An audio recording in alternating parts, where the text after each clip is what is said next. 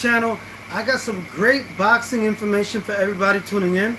Thanks for tuning in. Subscribe to that channel. Tony also knows boxing. You're tuning into my channel.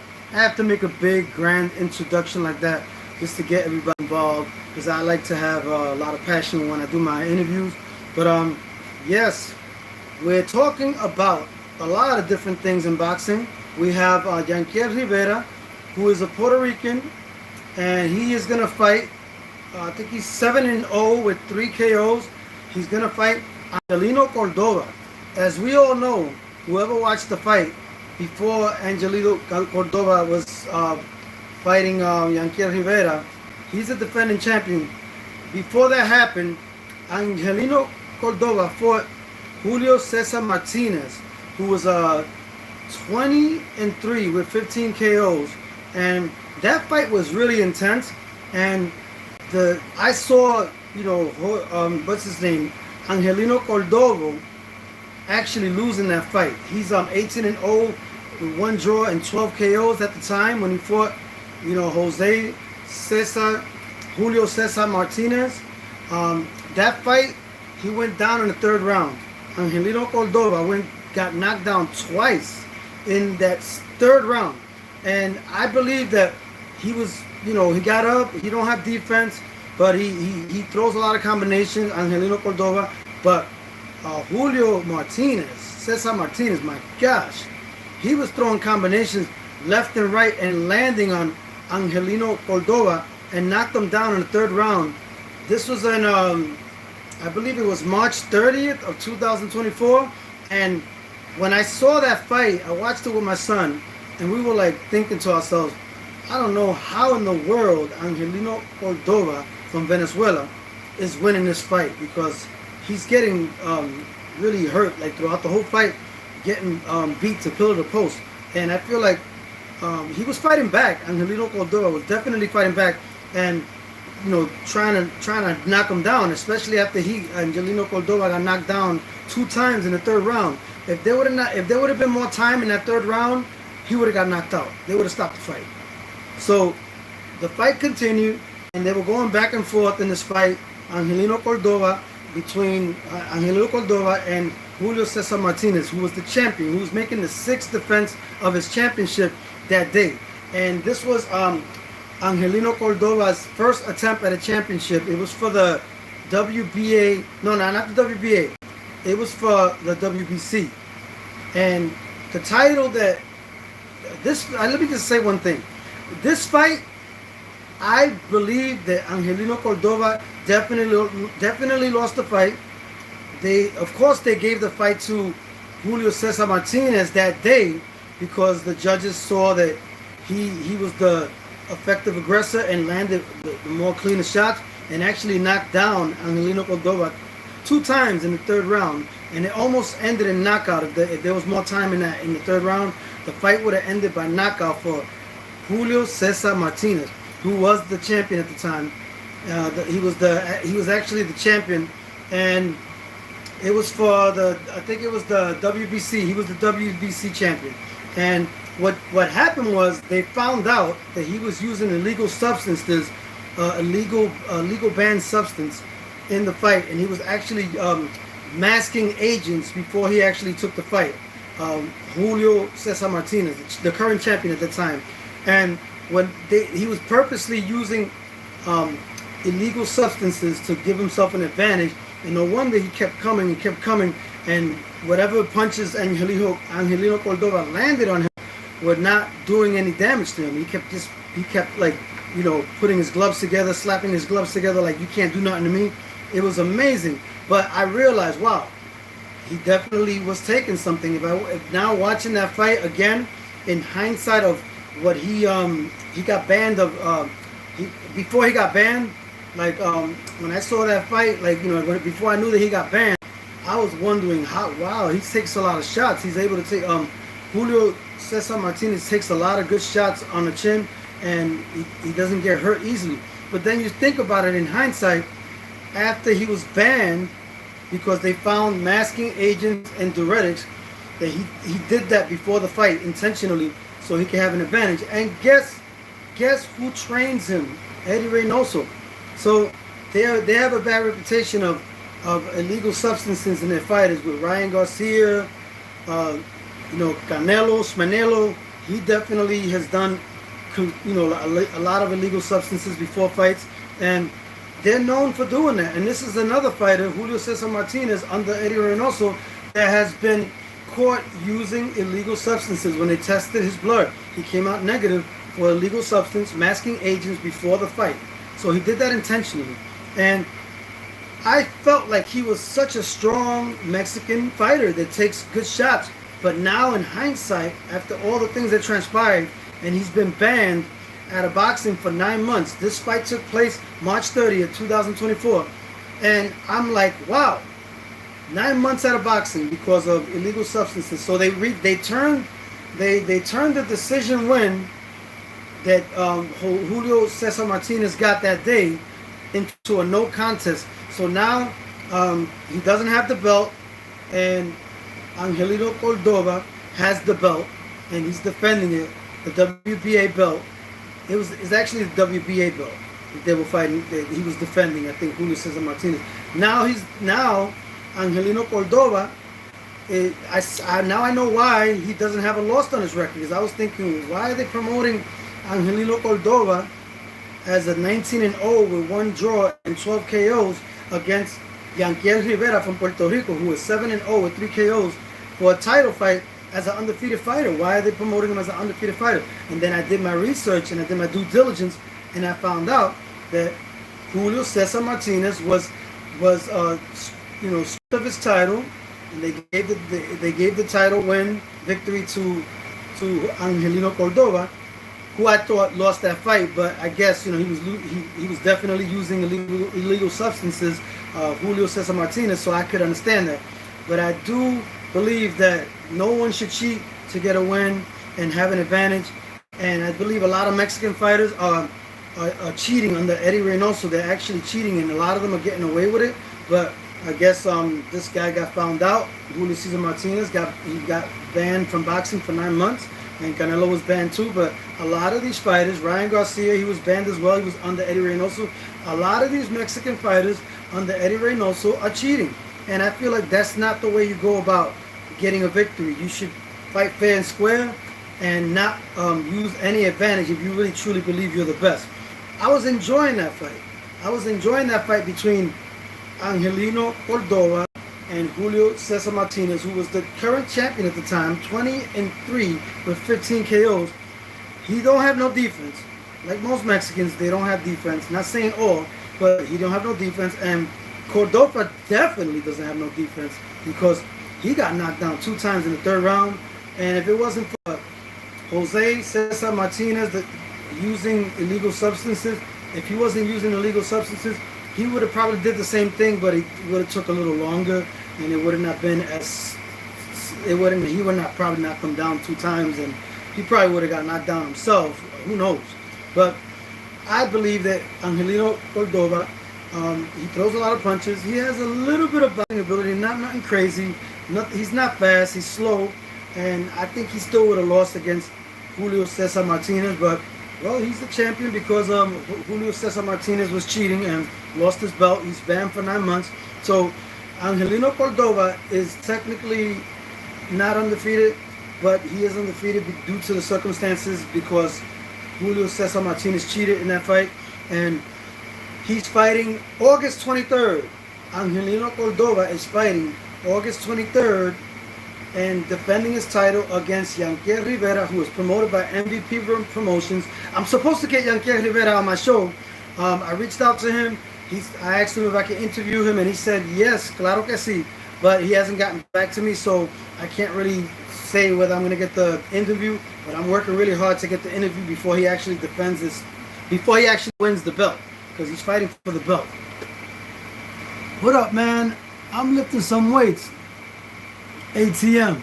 What up, my brother Ricardo Texiera? Thanks for tuning in. Keep working out, man. I hope I keep inspiring you to work out even more as I do my videos and interviews with upcoming champions and prospects. Keep staying focused. Keep doing your thing. I appreciate you tuning in. Subscribe to that channel. Tony also knows boxing. Subscribe to that channel. there are some rumors right now. Um, I don't want to get into the rumors. Let me finish my point with Yanker Rivera. I think Yanker Rivera, he looked very impressive in all his 7 fights with 3 KOs. And I totally believe that he is going to be the champion August 23rd. I think he has everything. Boxing ability, power, speed, timing. And he's very coordinated in that ring. He uses angles. And I feel like in his last fight, December 7th, he had a TKO in the 4th round against Angel Gonzalez, who was, I believe, 14-0 with 7 KOs. He was also from Puerto Rico. I was really impressed with that knockout because he was an undefeated fighter that Yanker Rivera has fought. And he's been fighting a lot of top-notch contenders. Nobody in an elite status, but I believe he is elite status. He just has to prove it. And he has to keep winning in dominant fashion like the way he's been doing. And he knocked out Angel Gonzalez TKO in the 4th round. His last fight was in December, and I think it's going to be 8 months of inactivity. December, January, February, March, April, May, June, July, August. Yeah, 8 months inactive.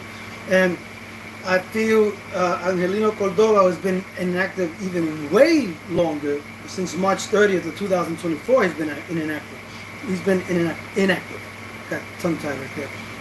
So I believe he has the goods to outbox, outslick, and knock out this guy, Angelino Cordova. He gets hit too much, and I believe that against a fighter like Yanker Rivera from Puerto Rico, 7-0 with 3 KOs, fighting 19-0 and 1 draw and 12 KOs, Angelino Cordova from Venezuela, that's going to be an interesting matchup, and I truly believe this is a good fight for Yanker Rivera and a winnable fight. And I believe that Yanker Rivera could beat him by knockout or unanimous decision. Either or. I'm predicting that. And I believe that he's the truth and he's going to prove it. And August 23rd is going to be on the Zone, on the MVP Promotions. I'm going to try to get Yanker Rivera on my show, which he already agreed to be on my show. I just got to arrange a date and see how it works out. I know he's training right now, so he couldn't get back to me at the second message that I sent him. But yeah, so that's going to be interesting. It's the Puerto Rican takeover, and I believe that Yanker Rivera is going to show everybody why we are a force to be reckoned. Puerto Rican boxing. We are a force to be reckoned, and I believe that this guy, Eddie Reynoso, he has to stop doing illegal stuff with his fighters and giving them an advantage. And I believe that that Crawford should actually double check to make sure that Canelo Alvarez is not cheating, because Canelo Alvarez is known for doing that, for cheating. And big fights like that, they should double check. Crawford's team should check Canelo Alvarez's team and his trainer, Eddie Reynoso. So I believe that they should watch Canelo and his antics and what he tries to do behind the scenes to like check his, give some drug testing, make sure that the fight is fought on an even scale, and there's no advantages with illegal substances, specifically with Canelo Alvarez. So that's what I got, and I feel like I think Canelo Alvarez is going to lose, and I think Crawford is being underestimated, and I think Canelo Alvarez is banking on the fact that he believes he has a weight advantage, and he's trying to use that to his advantage. But I believe that Crawford has more than enough skills to upset Canelo and actually beat him. And they basically walk around, they walk around in the same weight. Like when they walk around, I don't think Canelo's physically a big middleweight. I don't think he's a big super middleweight. I don't think he is. But we'll see what happens. But Tony also is predicting Crawford to win by unanimous decision, or maybe not. Maybe stop him, but I don't know if Canelo can be stopped like that, because he has a good chin, but he's been hurt in the past by Miguel Cotto's brother. So yes, in other news, Xander Zayas is going to move up in weight. Well, actually not move up in weight. He's going to make one defense of his junior middleweight title.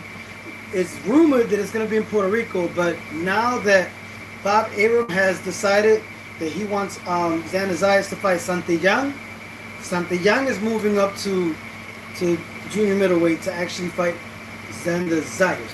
But we don't know if it's going to be in Puerto Rico. The goal and the idea is for Bob Arum to put him in, to make his first defense in Puerto Rico.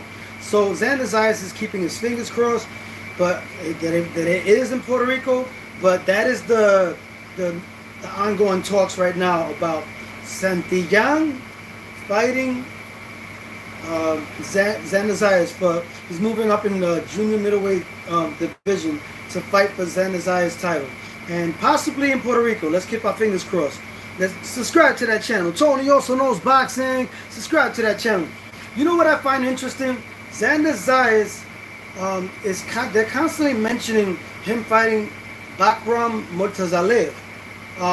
He's an undefeated fighter. I think he's from, I don't know what country he's from, but he's from one of those countries like next to Russia, and they both have two common opponents. Xander Zayas fought Jorge Porter, and he also fought Robert Valenzuela. Those two fighters, Robert Valenzuela and Jorge Porter, they fought this guy. I gotta pronounce his name. They fought Bakram Murtazalev, who is 23-0 with 17 KOs. They fought him, and he won by unanimous decision. Bakram Murtazalev beat Roberto Valenzuela and Jorge Porter by unanimous decision.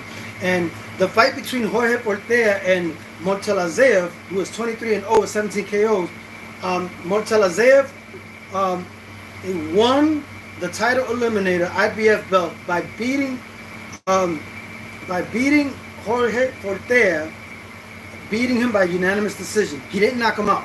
And Roberto Valenzuela, IBF champion Bakram Murtazalev, beat him by unanimous decision as well. But those fighters, Jorge Porter and Xander Zayas was able to knock out both fighters. Xander Zayas TKO'd Jorge Porter, and he also knocked out Roberto Valenzuela in the last 42 seconds of round number 5. So styles make fights. I know a lot of people will say, well, that doesn't mean that he could beat Murtazalev, Xander Zayas, because those are two different fights and they fought at different times in their careers. But I truly feel that it says a lot about Xander Zayas' abilities, and you can't sleep on Xander Zayas just because of his last performance where he dominated Jorge Chino Garcia. And Jorge Chino Garcia earned the position. He was number 2. He beat 7 undefeated fighters to get to that position to fight Xander Zayas. So this guy, Virgil Ortiz needs to stop hating on Xander Zayas. And he should have fought Xander Zayas when Xander Zayas was willing to fight him. When they asked that, if he was willing to fight Virgil Ortiz, Xander Zayas, and they gave him an hour to make the decision, and Xander Zayas made that decision in 1 minute. So he had the opportunity to fight. Virgil Ortiz had the opportunity to fight Xander Zayas when Xander Zayas was looking for an opponent, but I understand the business part. He chose to fight Madrimov, which Xander Zayas says that that's not the same Madrimov that fought Crawford, because he believes that Madrimov took the fight against Virgil Ortiz because he wanted money, and he didn't really train as hard, and he didn't look the same like the way he looked with Crawford, and he studied that he wasn't the same Madrimov that fought Crawford. So that's what Xander Zayas said. And Xander Zayas said, you had the opportunity to fight me, and as far as I know, the facts are I'm champion and you're not, and in your whole career you're 27 years old and you still didn't get the championship, and I got the championship. So when you have a championship, talk to me. That's what Xander Zayas said. That's true, because he did the same thing as Xander Zayas when Xander Zayas wasn't a champion. Virgil Ortiz, they reached out to Xander Zayas and they said, would you be willing to fight Virgil Ortiz? We're going to give you an hour to decide, because they needed an opponent. And they refused to fight Xander Zayas, and they fought Madrimov, which is a better money fight for him. But at the same time, he refused to fight Xander Zayas.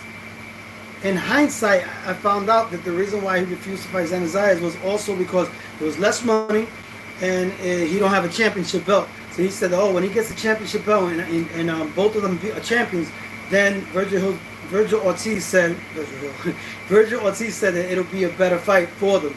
So that's not Xander Zayas' fault that Fundora avoided a fight with Xander Zayas, and that Virgil Ortiz refused to fight Xander Zayas and fought Madrimov instead. You know, he made a business decision, but at the same time, don't hate the player, hate the game. He has a better promoter. Xander Zayas is a better promoter than Virgil Ortiz. Golden Boy Promotions, Oscar De La Hoya, is not on the same level of influence as Bob Arum, Top Rank. So they're no longer in boxing. So I don't know what's good. They're going to be in boxing, but not with ESPN.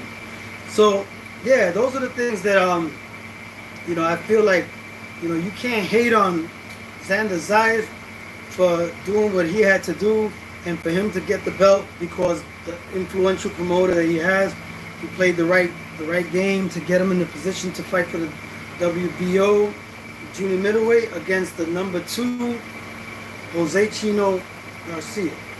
He won the fight. He won the fight, and he won in impressive fashion. But I truly believe that he's in development. He's 22 years old, and it's like a matter of time before he grows into his prime. So I believe that everything happens for a reason, and the best fights for him would be Josh Kelly. Keith one-time Thurman is a winnable fight. I think it's a 50-50 fight. It's still dangerous, but I believe that Xander Zayas could either fight Josh Kelly, Mortazalev, who's 23-0 with 17 KOs, who both have common opponents in Jorge Fortea and Roberto Valenzuela. The only difference is that Xander Zayas knocked them both out. One in the 5th round, and I think he knocked out the other fighter as well in the 5th round as well. He won both fights by KO victory, Xander Zayas. But Jorge Fortea and Roberto Valenzuela went the distance with Bakram Matazalev, who is 23-0 with 17 KOs. But I believe styles make fights, but I still believe that those are more winnable fights for Xander Zayas. But the rumor is that in October, it appears to be that Virgil Ortiz and Keith one-time Thurman is going to fight. They're trying to work something out. And then on the undercard of the fight, it'll be Arnold Barbosa Jr. versus Frank Martin, who lost to Tank Davis. That's interesting, but Barbosa is slow, lethargic. I truly believe Frank Martin is going to knock him out, and it's going to be a winnable fight for him. It'll be interesting in the beginning, but I truly believe that Frank Martin has everything in his bag to beat Arnold Barbosa Jr. by knockout or beat him by unanimous decision, but I think it's going to be by knockout. Tony Also Knows Boxing. You're tuning into my channel. Subscribe to that channel. Tony Also Knows Boxing. So those are the rumors.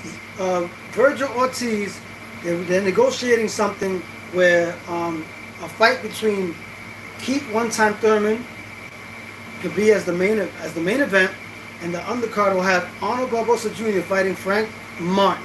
That is the rumor right now. Ongoing negotiation, and I'm like, wouldn't Xander Zayas have more leverage because he's a WBO junior middleweight champion to actually get a Keith one-time Thurman fight instead of Virgil Ortiz getting it? Well, Virgil Ortiz is the interim WBC champion, so, and I believe that Keith one-time Thurman has a good relationship with the WBC, so I believe that fight is more possible to make, probably because of the relationship that Keith one-time Thurman has with Suleiman. So I believe that anything's possible in boxing, but I believe that the WBO Junior Middleweight Championships, this is a Puerto Rican organization. It might not be as easy to make that fight. They're both not champions. You know, Keith one-time Thurman and Jorge Garcia, both of them are not champions. So it just, I don't know, I just feel like it's all about promotion, who you're connected with, and Oscar De La Hoya has done a terrible job in getting Virgil Ortiz a championship fight. He's done a great job in giving him better competition than Xander Zayas. Yes, I agree. He's proven himself more than Xander Zayas, but that doesn't mean that he'll beat Xander Zayas in a fight if they were to fight. I believe that Xander Zayas, the only fighter that I give Xander Zayas a chance to actually beat, a realistic chance, is against Virgil Ortiz. I think Virgil Ortiz is one-dimensional. He's a good fighter, very talented. I know that every fighter that gets in that ring deserves respect, and I do not discredit Virgil Ortiz in any way. I think he's a very, very dangerous fighter, very talented, but I think he's limited in comparison to Xander Zayas. He has the power, but he does not have boxing ability. He's very sloppy sometimes, and I believe that Xander Zayas will exploit that and actually beat him. I think so. I was 50-50 on it, but now I see it like more like the technical intangibles, the variety that Xander Zayas has. He's still in development. He's not a Tito Trinidad. Everybody got to stop comparing him to Tito Trinidad. It's two different styles of fighters, But I believe that Xander Zayas could win that fight. It's a winnable fight, and it's good that they're talking trash and Virgil Ortiz is is attacking Xander Zayas, because that's good for boxing. That's great for boxing. It makes more people be more interested in the fight. They actually fight. It's good for the promotion. But I think he's wrong on hating on Xander Zayas. Xander Zayas has been respectful to Virgil Ortiz. He's been very respectful to him, and now he's just saying the truth. Hey, I'm the champion. You're not. When you're a champion, then you can talk to me. That's the same way that Virgil Ortiz treated Xander Zayas when he wasn't a champion. So you're getting a little humble pie right now. But I like both fighters. I like Jorge Garcia. Not hating on him. I got nothing but respect for him, and I think he's a talented boxer. But I believe Xander Zayas will have the upper hand in a fight between them. Now, as far as Fundora, I don't think that Xander Zayas is ready for Fundora or Crawford or Jerome Bruce Ennis. But you never know. He can probably prove us wrong. But I think that they got to go a little slow with his career, because they got to build him up now. But I don't know how that's going to transpire, but I know the promoters are going to try to do everything in their power to make him learn and get the winnable fights as much as possible, so he can get to the level where he needs to get. I think like in 1 or 2 years, he'll be at the level where he needs to be. So I don't know. Or maybe he will have to be rushed a little bit in the 6 months. I don't know. We'll see how that transpires with the promoter. I know the promoter, Bob Arum, is going to be very calculative and very strategic in the way he makes the fights for Xander Zayas. But in other news, I got news about Subriel Matias. Subriel Matias. He's going to make, it's official. He is going to make his title defense not against Puello. No. The rematch clause between Puello and Subriel Matias is not going to be honored immediately. They're going to honor the rematch, but they're going to have Subriel Matias defend against Dalton Smith. And Turki Al-Sheikh has promised the winner that whoever wins between Subriel Matias and Dalton Smith will get the opportunity to fight against Puello. So the rematch clause is still in effect, but Mauricio denied the immediate rematch clause with Puello for Subriel Matias to defend against Dalton Smith. I think Dalton Smith is the #1 contender for the WBC belt that Subriel Matias won in spectacular fashion against Puello, because Puello was holding. I don't want to get into that. All I know is that Subriel Matias proved that he can beat a boxer that fights dirty and holds and has a veteran skills and a boxer champion who's a 2-time champion, Puello, who beat Gary Antoine Russell. He beat him, and so I feel like styles make fights, but it's a great win for Subriel Matias, and I believe the sky's the limit for Subriel Matias. I believe that he has to be careful in this mandatory fight that he has with Dalton Smith, because this is an Eddie Hearns fighter, and he had lost to an Eddie Hearns fighter. I know there's a lot of politics behind it. I'm not going to get into it. You can watch my previous video. Subriel Matias, there was a lot of things behind the scenes, but yeah, Eddie Hearns fighter. They always accommodate the fighters that are in the bigger promotions and the smaller promotions, but that's why Subriel Matias was not allowed to actually give his best, and he didn't throw a lot of combinations in that fight, because there was something that happened behind the scenes. You can watch my previous videos where I prove it with a Subriel Matias interview, him actually alluding to that. So watch my previous videos and you'll find out. But yeah, I believe that Eddie Hearns has one win over Subriel Matias with Liam Paro, and I believe this is an opportunity for Subriel Matias to get back at Eddie Hearns and to also get back at Dalton Smith for actually interrupting the post-fight interview after Subriel Matias' moment was taken away slightly by Dalton Smith invading his interview, and I feel like that was disrespectful. So we're gonna get that guy. We're gonna make sure that Subriel Matias beats him, and Subriel Matias has to make sure he beats him and stays trained and focused. And now that he's WBC two-time champion, now I feel like he has the options. It's not like before when he fought Leon Paro. He was still not having the options yet. So now he has more eyeballs on him because Turki Al-Sheikh promoted that fight. And he proved that he has fans. Subriel Matias, when he went to the Xander Zayas fight in Madison Square Garden, he had a whole line of people waiting in line to get an autograph from Subriel Matias. So Subriel Matias was getting different offers from different promoters because they saw how much of a commodity he is and how much of a fan base, strong fan base that he has. And he proved that in the line that was waiting for him to get autographs for Subriel, for Subriel Matias. So yeah, subscribe to that channel. Tony also knows boxing. Subscribe to my channel. You're tuning into my channel. Don't forget to subscribe to the channel. And yes, it's official. Subriel Matias is gonna fight November 22nd in the undercard of David Benavidez. Subscribe to that channel.